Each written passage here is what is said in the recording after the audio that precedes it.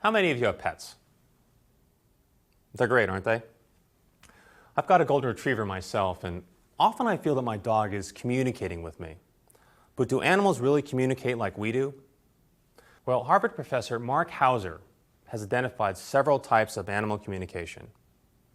And like humans, they do use sounds and nonverbal behavior to communicate.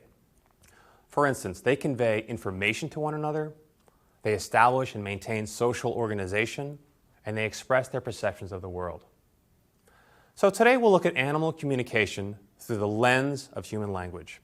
Specifically, we'll use 4 basic characteristics of human language to see how animal and human communication styles compare.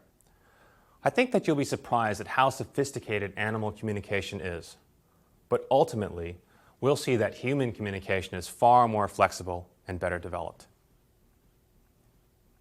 Now, the first characteristic we'll look at is arbitrariness. Arbitrariness means that there's no logical relationship between a sound and its meaning. For example, the word sky has no relationship with the thing it refers to, right? In comparison, a lot of animal communication is not arbitrary. For example, the growl of an angry dog is meant to very directly warn and threaten. There's nothing arbitrary about this message, right? However, some animal communication is arbitrary, albeit to a limited degree. For example, meerkats, a small African animal, can make about 20 distinct sounds. They use one alarm call for snakes, another for eagles, and yet another for large cats, just to name a few, okay? This is impressive, but human languages are far more flexible because they have a wide range of sounds. English, for example, has more than 40 distinct sounds, such as ah, k, or t. And we can make an unlimited number of arbitrary words by altering these sounds, far more than any animal. The second characteristic of human language we'll compare is displacement.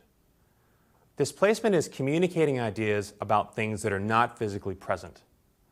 For example, if you talk about what you did last weekend, that's displacement.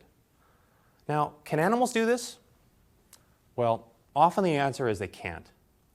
For instance, if your dog doesn't like the neighbor cat, maybe it barks when it sees the cat. But when the cat isn't around, the dog doesn't bark. It doesn't communicate its dislike of the cat. This shows that the dog doesn't have the capacity for displacement. Well, one exception to this is bees. Many types of bees use displacement in their dances.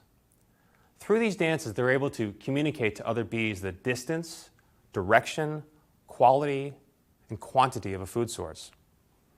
The meaning of the dance is so clear and so precise that even scientists researching bee dances can interpret exactly where the food is.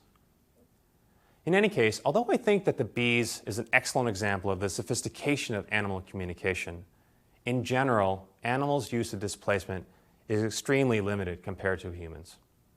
Think about books, magazines, and the internet. I mean, everything that we read involves displacement, as do most of our conversations.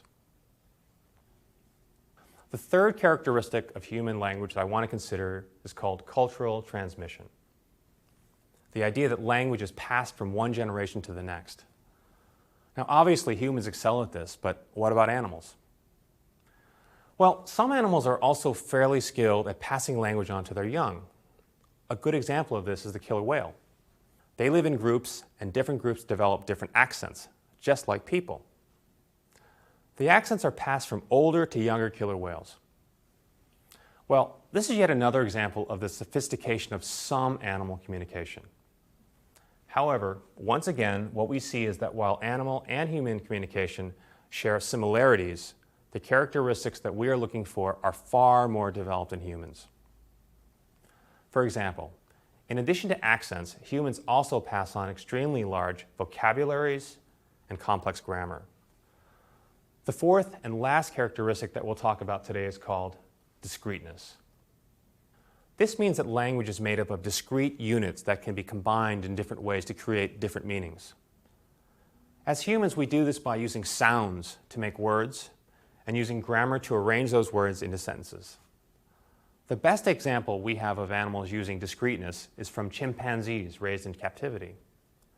Using a keyboard, chimps have made requests for food by typing raisin peanut, which seem to mean raisins and peanuts. Chimps have also invented phrases to describe things. For example, one chimp called watermelon drink fruit. Clever, huh? But while this is fairly impressive, one major problem with the chimpanzees' use of language is that their word order is quite random. So most linguists would say that the chimpanzees really do not understand and use grammar in the way that humans do, and therefore can't be said to use discreteness. In the use of discreteness, we see that humans have a huge advantage over animals. Discreteness allows us to make complex words and sentences that communicate an unlimited number of meanings. And this is one of the really impressive, actually amazing aspects of human communication.